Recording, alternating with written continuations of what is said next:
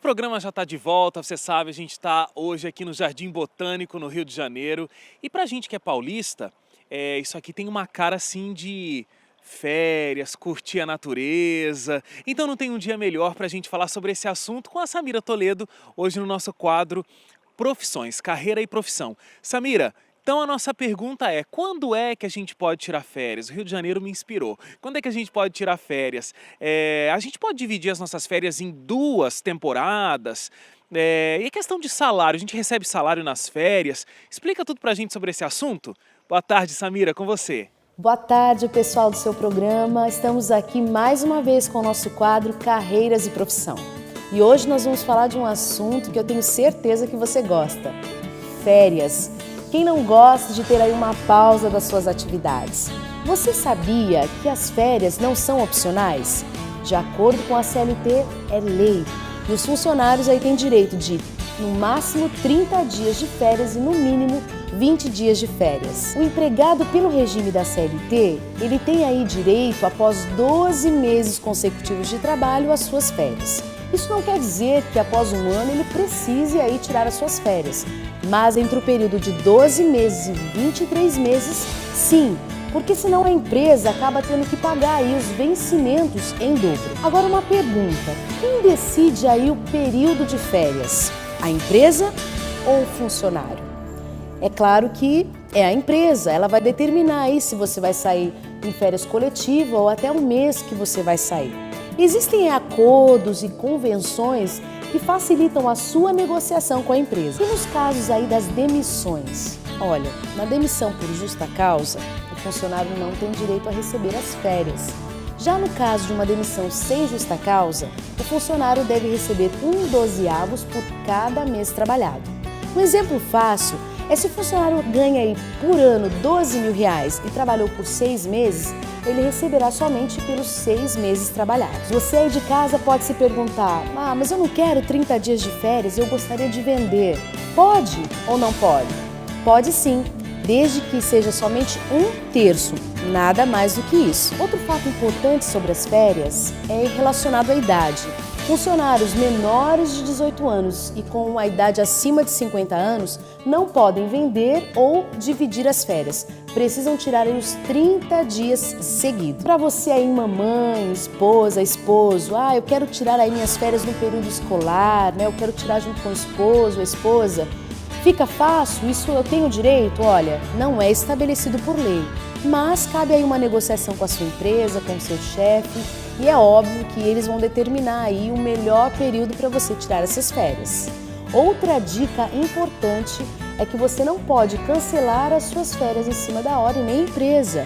Deve no mínimo aí 30 dias antecedendo aí a escolha das suas férias para que você não saia prejudicado e nem a empresa. Essas foram as dicas do quadro Carreiras e Profissão.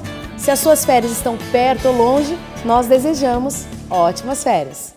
Valeu, Samira, obrigado. Você ficou com vontade de tirar férias, né? Tantas informações, Samira dando tantos detalhes, mas aí com tudo isso que a Samira explicou pra gente, a gente vai conseguir tirar férias ótimas, com tudo muito organizado. A gente está abrindo a temporada de primavera aqui do seu programa, hoje começa a primavera no Brasil e a gente está aqui no Jardim Botânico no Rio de Janeiro para falar sobre flora, para conhecer um pouco mais dessa natureza tão linda criada por Deus. E algumas informações relevantes, alguns dados importantes. Desde a colonização europeia, e principalmente no século XX, a Mata Atlântica passou por um imenso desmatamento, restando só 10% da cobertura vegetal original. A maior parte em pequenos fragmentos de floresta secundária. No Brasil, restam cerca de 7%, a maior parte na Serra do Mar, no Paraguai, cerca de 15% e na Argentina, 45% da vegetação. Vamos acompanhar um pouco do que a natureza nos reserva aqui no Jardim Botânico? Eu estou aqui com o Roberto. Tudo bem, Roberto? Tudo bem? Roberto vai levar a gente para um passeio e você conhecer o Jardim Botânico. Vamos lá? Aqui você pode sair da correria do dia a dia e apreciar uma natureza exuberante. Um bom lugar para fazer uma caminhada, passear ou simplesmente ler um jornal. Segundo a Organização Mundial de Saúde, no Brasil são 705 mil pessoas portadoras de deficiência visual atualmente. E baseado nas diferenças, o Jardim Botânico, além de permitir um contato belíssimo com a natureza, proporciona aos deficientes visuais a oportunidade de conhecer algumas plantas, baseando-se na textura e no cheiro de diferentes especiarias, além de placas para leitura em braille. O Jardim Sensorial é uma das áreas mais procuradas do jardim e foi criado pensando na inclusão social das pessoas com deficiência visual. Então, Roberto, aqui é o Jardim Sensorial. Explica pra gente como é que ele funciona, para quem é esse Jardim Sensorial? O Jardim Sensorial ele é direcionado para os deficientes visuais, né? Então, o deficiente visual pode chegar aqui com a orientação dos nossos monitores também e acompanhando, segurando nos corrimões, tem as plaquinhas com informações em braille e tem as plantas com aromas e texturas diferentes, onde elas mesmo podem manusear, sentir o cheiro, né, tentar adivinhar, ver as características sensitivas, né, em relação ao odor. Vocês separam as plantas que têm texturas diferentes e um aroma mais substancial, assim. Tem muitos condimentos, né, muita... como é que se diz? Tem muito... especiarias não. Também. Mas temperos, né, hortaliças, assim. Então são coisas que realmente têm um cheiro característico e é interessante para o deficiente visual porque ele tem, né, esse contato do odor, assim, né? Ele já não pode ver, então ele, sente cheiro. Pode usar o tato e o olfato. Exatamente, exatamente. Continuando nosso passeio, encontramos uma árvore histórica. Há mais de 500 anos, os portugueses descobriam nosso país e as riquezas da fauna e da flora brasileira. E uma das árvores que chamou a atenção e virou motivo de grande exploração da terra recém-descoberta foi o pau-brasil. Pau-brasil, árvore que é símbolo do nosso país, né? Historicamente conhecida, alvo de muito valor no período em que o Brasil foi descoberto e colonizado. E ela pode chegar a 30 metros de altura, é uma árvore enorme e ela tem a característica de ter uma madeira avermelhada, né? O Roberto está ali em outra árvore pau-brasil que tem aqui no Jardim Botânico. Roberto, dá pra gente ver por dentro aqui. O interessante desse espécimen aqui é que ele está bem aberto, né? Está bem exposto. Então você pode ver o pigmento, né, que eles usavam, que era a principal razão da extração dessa planta na época da colonização, né, que era para pegar o pigmento para poder tingir as roupas, vestimenta, né, aquele pigmento vermelho. Então aqui você pode ver legal como é que tem essa tinta vermelha mesmo. Que é o que deu o nome à árvore, né? A árvore se chama pau-brasil pela questão da cor mesmo, ela tem o aspecto de brasa. Então, as pessoas que trabalhavam, né, na extração do pau-brasil, eles eram considerados os brasileiros. Então daí que vem o nome do país, né?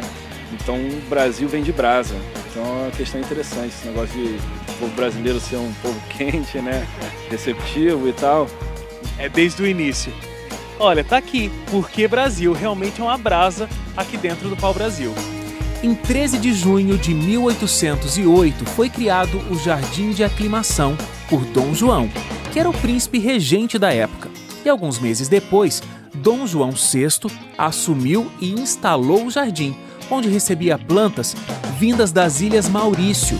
A visitação pública começou após 1822 e o jardim recebeu visitas ilustres como Albert Einstein e a Rainha Elizabeth. Aqui na direita é o busto do Dom João VI. Dom João VI, imperador de Portugal e Brasil também, né? Ele que fundou o jardim. Então, em 1808, por volta dessa época, houve uma ameaça de invasão a Portugal por Napoleão, né? Então, toda a corte real sai de Portugal fugindo de Napoleão e vem se esconder aqui no Brasil, né? Com a ajuda das fragatas inglesas, tem aquela história toda. Então, quando o Dom João chega aqui, ele compra esse pedaço de terra, que era da família de Rodrigues de Freitas, né? Que deu o nome à Lagoa Rodrigues de Freitas. Então instala uma fábrica de pólvora. Então o projeto inicial foi a instalação de uma fábrica de pólvora. A partir daí que começa, porque ele tem esse pedaço de terra com a fábrica de pólvora, aproveitam então a trazer especiarias e plantar aqui nessa área, no entorno.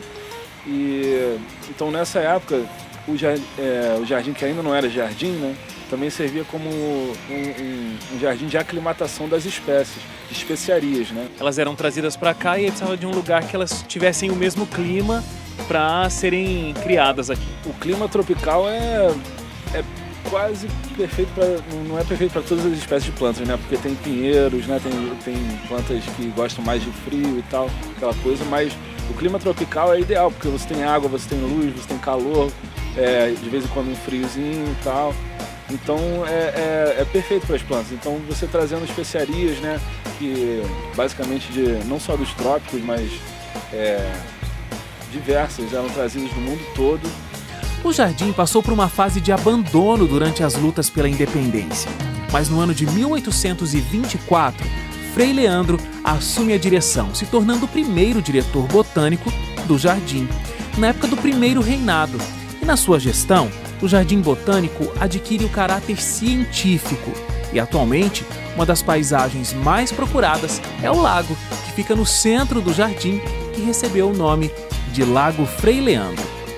Rodrigo, então aqui é o Lago Frei Leandro. É o Lago Frei Leandro. Frei Leandro foi o primeiro diretor botânico do jardim. Esse lago também é conhecido como Lago das Vitórias Régias. Então você encontra Vitórias Régias, que são naturais lá do Rio Amazonas, né? E elas têm a capacidade de atingir até 2 metros de diâmetro, podendo suportar até 50 quilos. E o lago tem um formato, se você vê o jardim de cima, né, uma visão como se fosse de um avião, alguma coisa assim, um avião muito longe, né, mas Uma imagem aérea. uma imagem aérea, você vê que o lago ele tem um formato de um coração e ele fica relativamente no meio do jardim. Então a gente está no coração do Jardim Botânico. É isso aí, exatamente. E o nosso passeio ainda não terminou não, viu? A gente vai para o intervalo, mas a gente volta já, não sai daí. Jardim Botânico, no Rio de Janeiro.